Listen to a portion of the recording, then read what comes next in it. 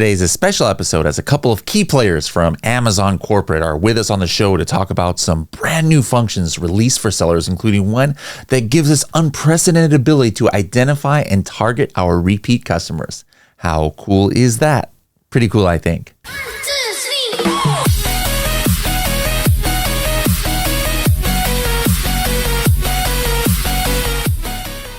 Sellers have lost thousands of dollars by not knowing that they were hijacked perhaps on their Amazon listing, or maybe somebody changed their main image, or Amazon changed their shipping dimensions so they had to pay extra money every order. Helium 10 can actually send you a text message or email if any of these things or other critical events happen to your Amazon account. For more information, go to h10.me/alerts. Hello, everybody, and welcome to another episode of the Serious Sellers Podcast by Helium 10. I am your host, Bradley Sutton, and this is the show that is a special episode recorded live at Amazon Accelerate. This was done in Seattle a few weeks ago, and as you probably have seen from other episodes, we had a lot of new releases of new data points and new functionality that Amazon is releasing. Shout out first of all to Addie from Amazon, who helped us hook us up with some of these interviews. But we had the privilege of being able to interview a couple of the key people that are involved in the ideation and implementation of some of these new tools. And so in this episode, we're going to go over a couple of things from Business Planner, which is something new, and also customer loyalty analytics, which might blow your mind as far as the kind of targeting ability and being able to understand how your customers go through the funnel. I think it's going to be interesting because, a few years ago, we would have never thought that Amazon would release this kind of data to sellers. So it's really awesome that they're doing that. And we get to talk to the person responsible for the creation of this. So let's go ahead and hop into the episode. All right. So we've got James joining us today. James, welcome. Riley, it's awesome to be here. Thank you so much. Nice to have somebody like around my side. People see me always sitting down on camera and stuff. You probably have the same thing, but I'm 6'3", what are you, 6'4", 6'5"? 6'5", yeah, and it looks really different when you're not a little tiny box on the computer monitor. Love it. Anyways, we're not here to talk about our height, but we're here to talk about, what you're bringing to the Amazon sellers and Amazon brands out there. So I'd like to first start off with just getting your background. We're obviously here in Seattle right now. Mm-hmm. Where were you born and raised?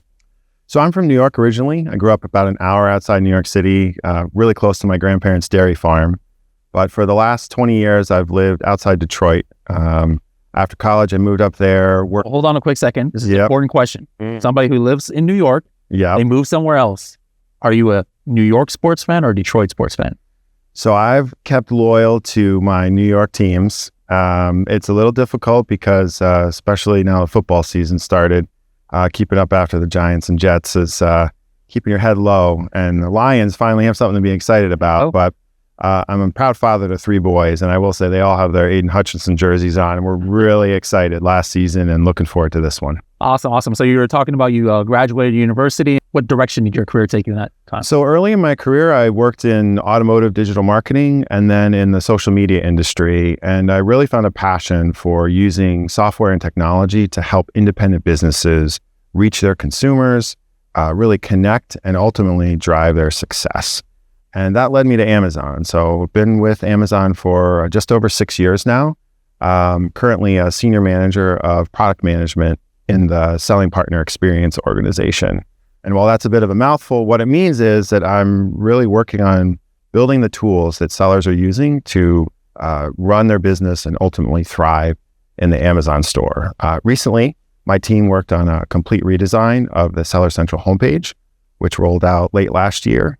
And today, I'm excited to join you and talk about the next exciting tool that we're building called Business Planner, which brings self-service capabilities to sellers to plan their business, set goals and objectives, and receive a personalized action plan that will help them attain their goals in the store. Awesome. Now, I think that most brands would agree with me in that there is no other mechanism of selling, whether we're talking brick and mortar, whether we're talking online, that provides as much data as Amazon does to its brands. This is really incredible. Like, I think sometimes we're spoiled. Those who start on Amazon, they're like, they don't know how it is or how it used to be when you're trying to make money. And so I can totally understand that, hey, like with all this data, there's going to be some insights that can come from it. So what about the timing? Like why did you decide, hey, now is the right time to go ahead and launch this new tool?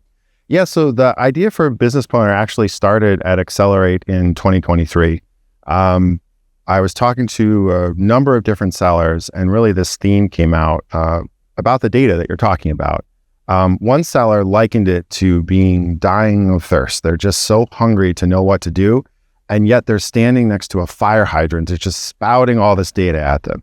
And so the question they had was like, help me organize this. Help me decide what's most important so that I can act confidently and know that that's aligned with the goals that I have for my business.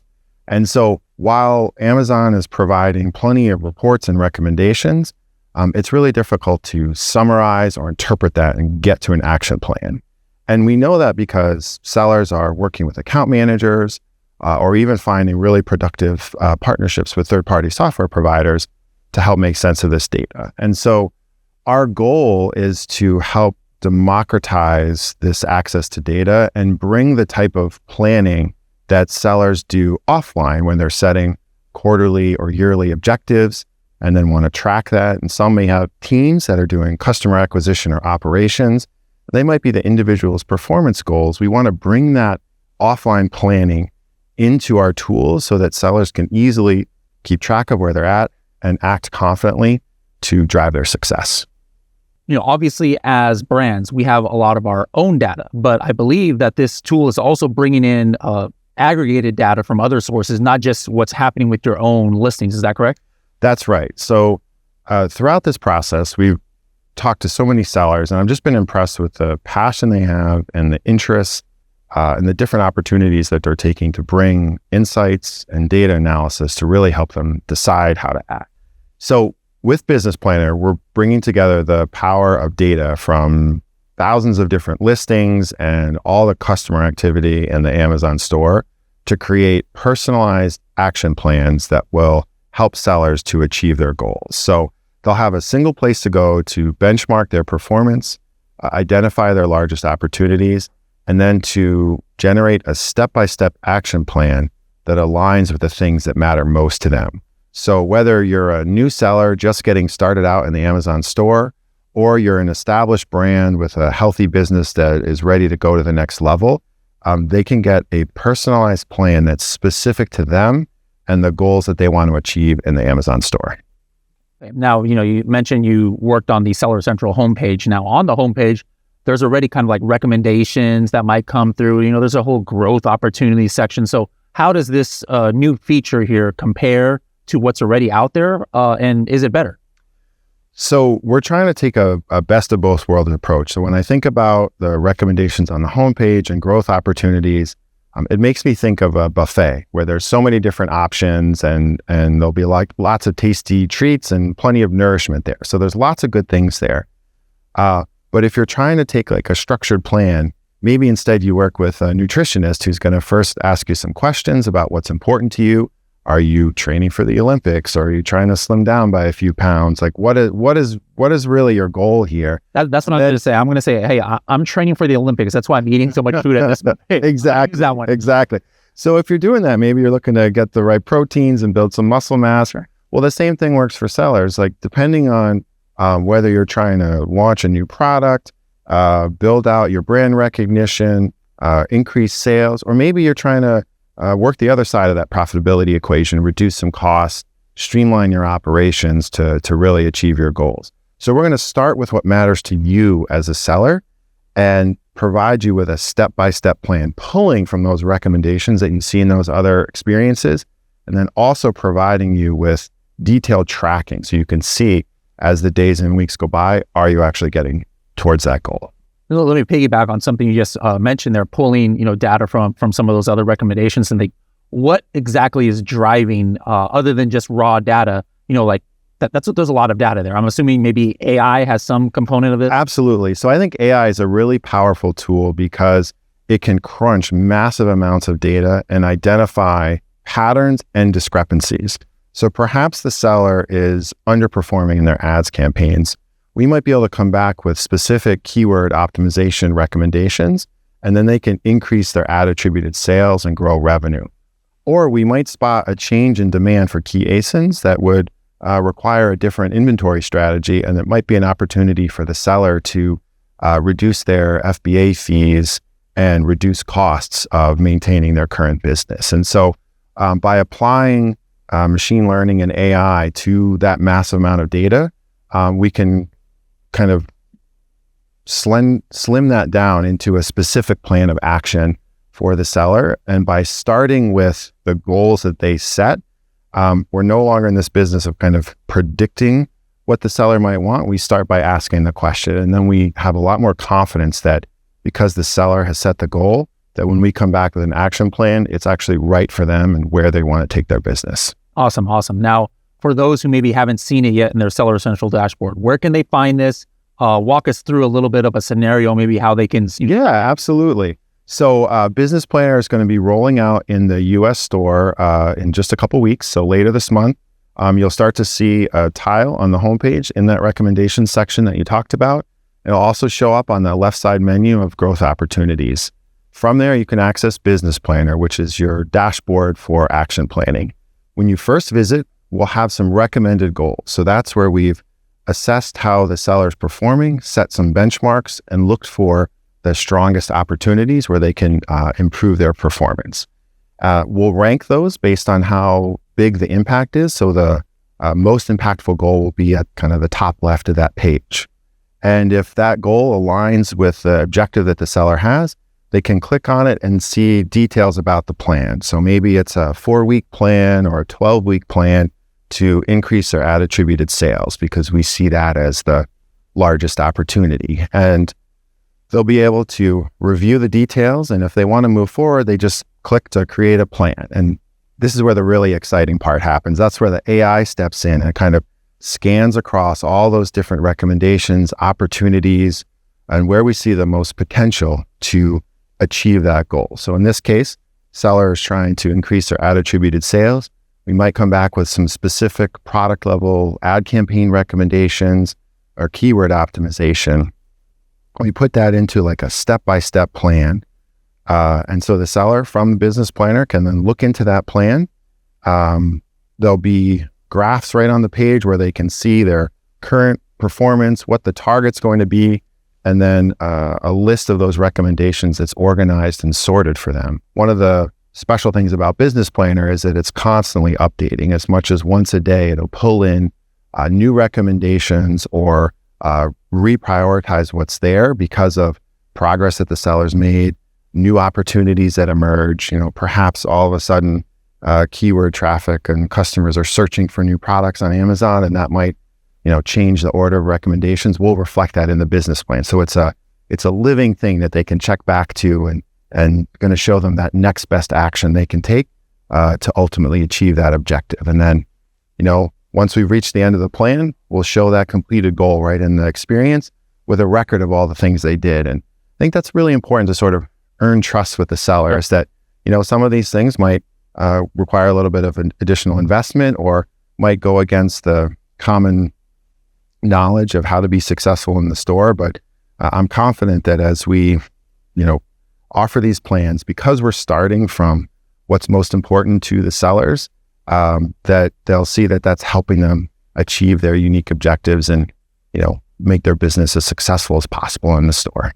Okay. Now, when I was looking over some of the notes on this new tool, you mentioned a scenario with advertising, but I believe there's also another scenario where even it could get to something that has nothing to do with advertising, but like your A+ content. So I was trying to wrap my head around how that would work. So if obviously if I don't have A+ content, the suggestion would be, hey, get A+ content going. And now there's, AI tools that help with that we've talked about here at Amazon Accelerate this year. But if I already have A+ content, is this AI kind of detecting hey, this might not be the most optimized and you need to tweak it, or what's it doing then? Yeah, so it's going to look kind of throughout the sales funnel that you might see for a product. It might look at search activity, glance views at the detail page.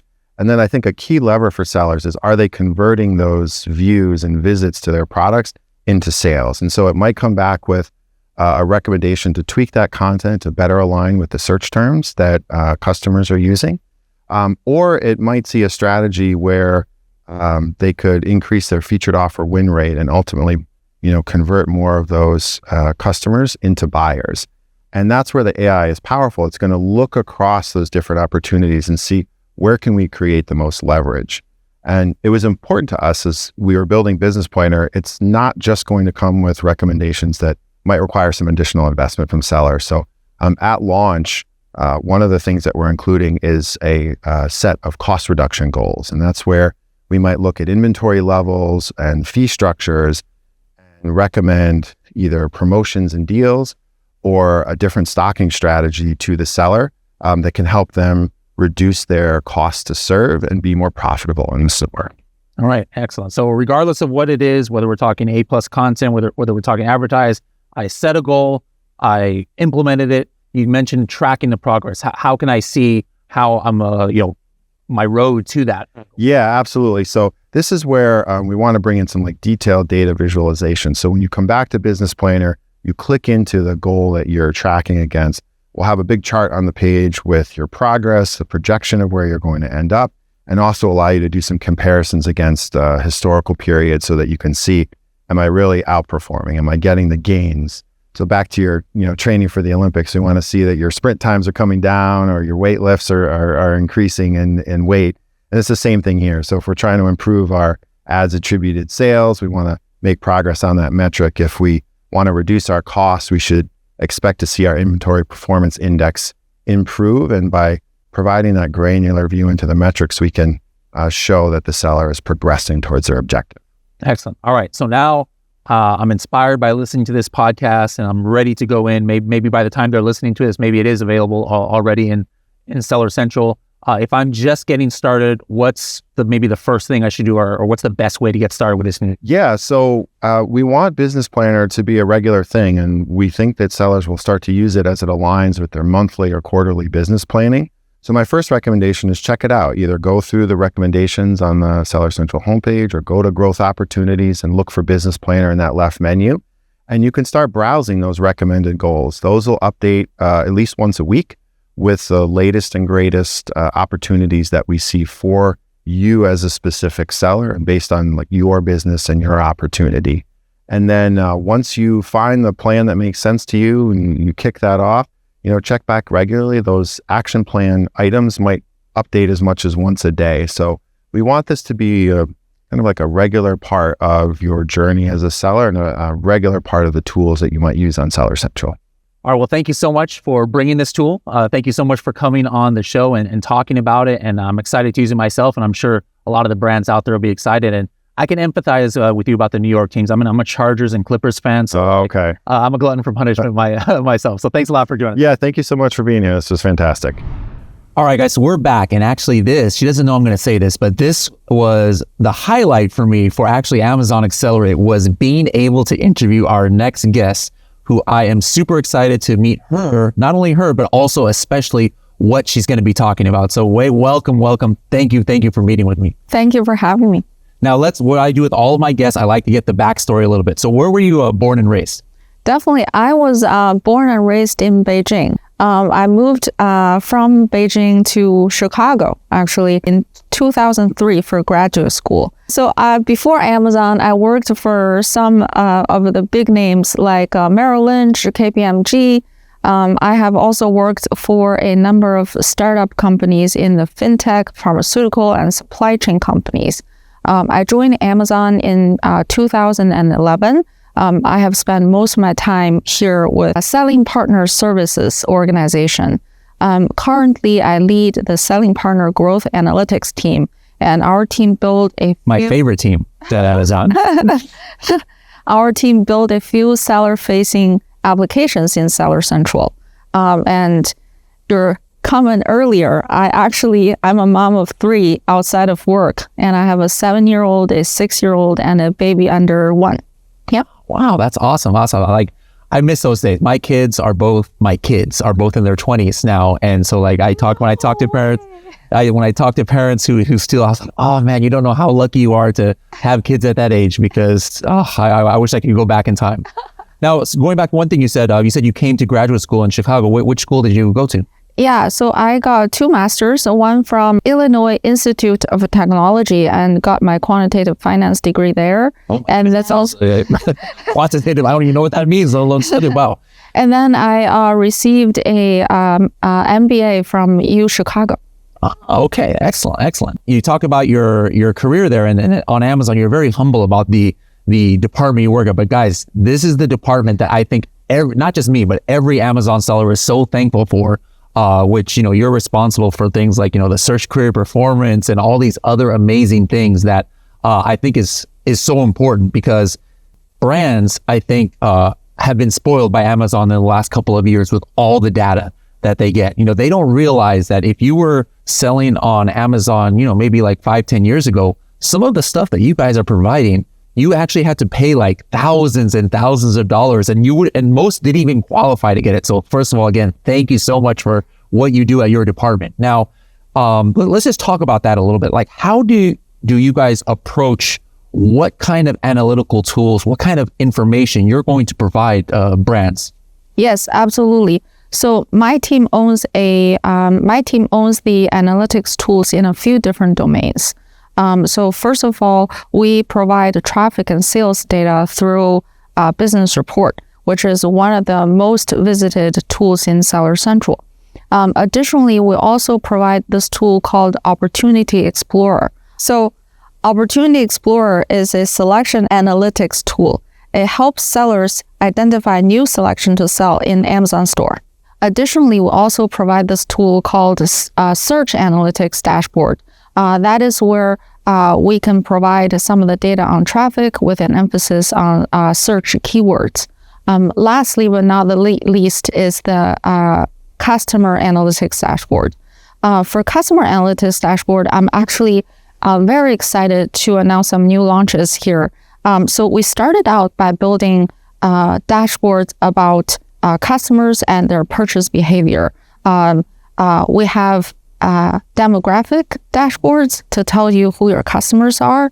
We have repeat purchase dashboard that tells you how often customers purchase from your brand. Additionally, we have this third dashboard called Market Basket dashboard. It tells you what products your customers would purchase together with your brands. It unlocks some of the cross-selling opportunities. Since then, we have also received feedback from the brands. They want to take a customer-centered approach. So last year, we launched a customer loyalty dashboard. It gives the brand a segmented view to understand who are your existing customers, from top tier to promising to at risk and hibernating customers.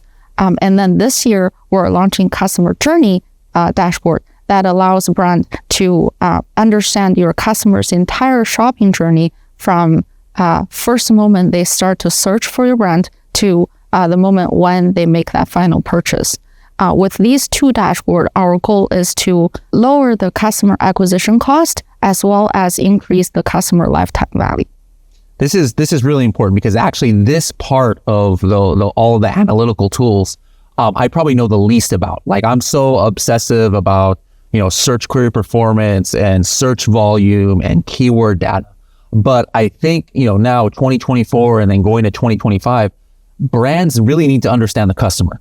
And people are thinking too much just about the algorithm or things like that. But at the end of the day, we're not selling to the algorithm, we're selling to a human being. And so some of these data points that you're talking about is really important. I'm really excited to learn about them today. Now, one thing you mentioned, about different customers, like you mentioned, like top tier and things, like this might be familiar to some out there. And I know you're probably going to talk about it, but we had the brand tailored promotions and we could see some of these different audience groups. Now, those who might not be familiar with it, can you talk a little bit about these customer audience types? Like you mentioned top tier, but there's a lot of other ones out there too. Absolutely. So we help brands segment your existing customer base, and we actually use a pretty standard methodology. It's called RFM. R stands for recency. It describes when did your customer make the last purchase from your brand. F stands for frequency. It describes how frequently customers purchase from your brand. And lastly, M stands for monetary spend. It talks about how much does the customer spend purchasing your products.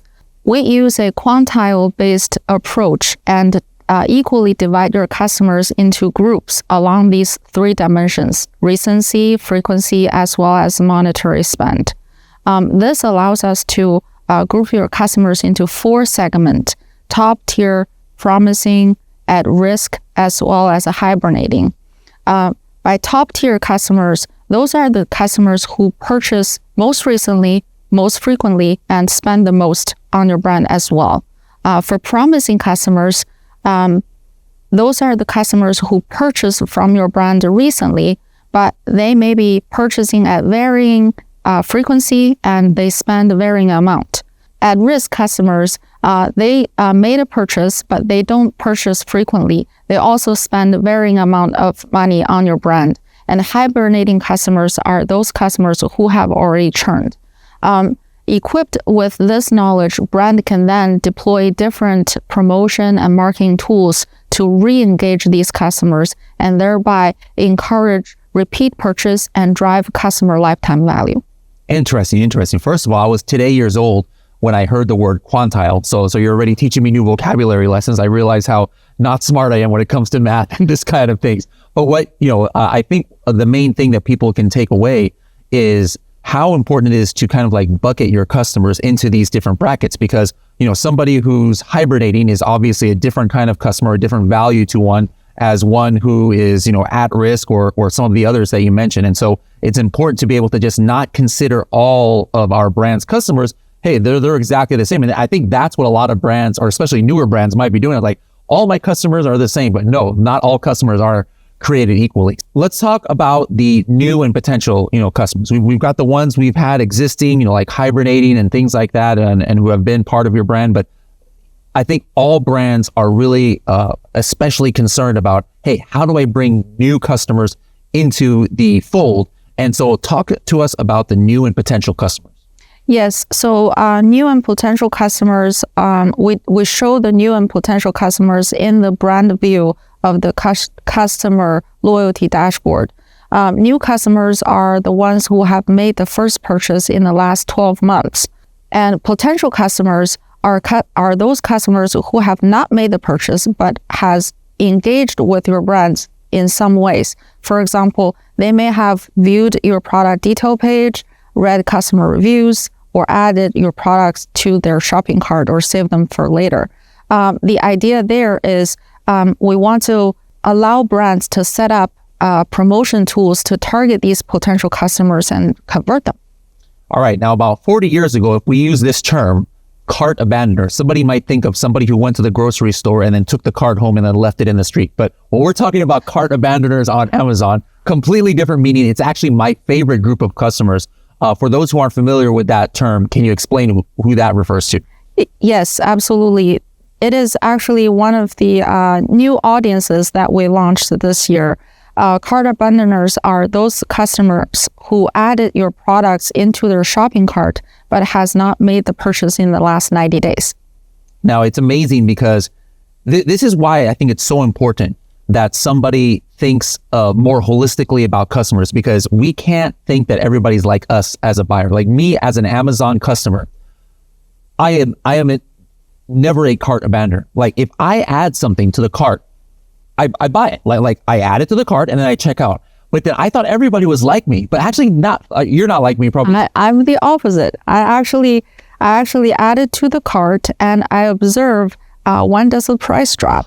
And so many people are like you. Yes. I heard other people, you tell me if this is you too, but other people, they're searching for like a teacup or something like that. Yes. And they'll actually add 5 different ones to the cart and then make the decision about, or do you do that one too? Sometimes. See, I don't do any of this. And so I was thinking, when I first saw the numbers of this, it was just flabbergasting. I was like, I cannot believe how many people are cart abandoners. Yes. And then I just started asking friends and family, and I guess I was the weird one and you guys are the normal ones. But yeah, that is a huge audience and a very valuable audience. So all of these audience types, at the end of the day, what we're talking about here is we're trying to send promotions, to them in different ones. So yes, how do we send promotions to these different audiences? Absolutely. So Today, you're able to send tailored promotions to these different audiences, and promotions are then become available to customers through search result page. I do want to share with you that as a team, we're constantly thinking about new tools that sellers can leverage or brands can leverage. So in the future, we might incorporate new tools such as coupons, Amazon buying, A+ detail page, and manager experiment, so that brands can leverage different tools to engage with their customers and help them convert. Excellent, excellent. Now, I think one question I've gotten a lot before from different brands is, hey, if I set up a promotion that's going to one of these audiences, being the cart abandoners or some other audience, how do they actually see the promotions? Promotions will show up for these customers in the search results page or the product detail page. Okay, so now we're looking at an example of one of these graphs here, and there's a part here that says trends. So can you explain what is this representing? Definitely. The trend graph actually allow you to compare different metrics. For example, your total customers, total sales, new to brand customers, new to brand sales. Brands can then compare and contrast and observe how these metrics change over time. All right, next question here. I can see we have a segment view and a brand view. Can you explain the difference between those? Absolutely. So earlier we mentioned that we will share with brands about their existing customer base, top tier customer, promising customer, at risk, as well as a hibernating customer.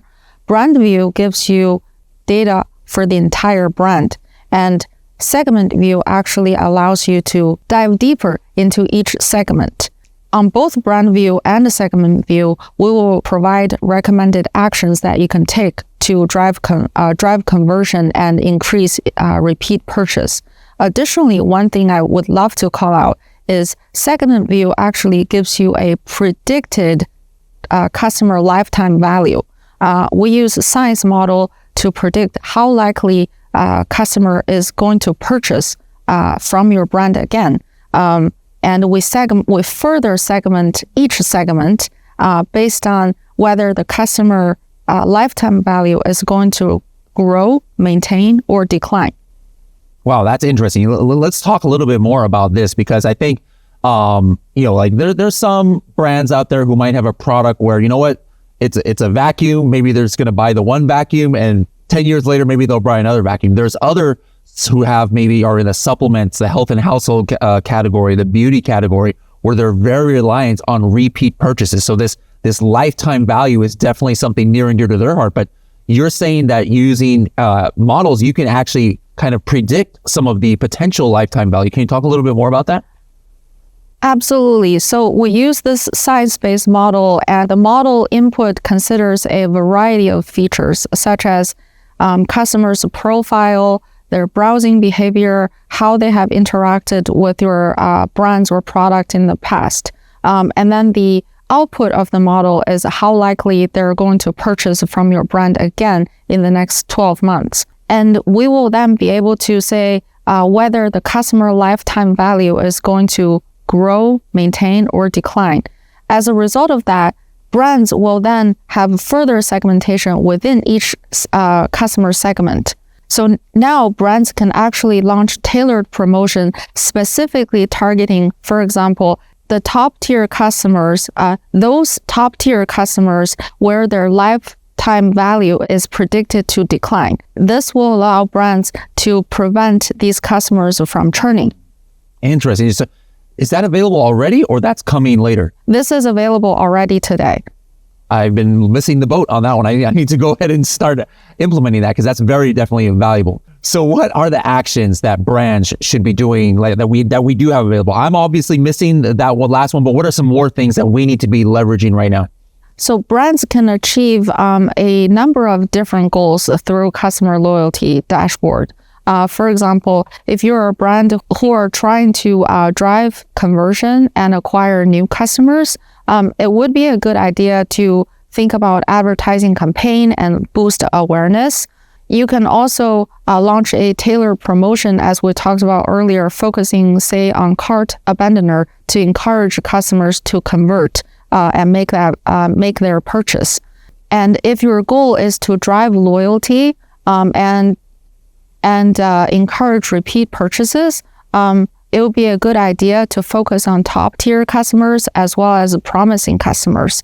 And additionally, we have these promotion tools where you can focus on those customers whose lifetime value is predicted to maintain or decline, and encourage them to purchase more from your brand.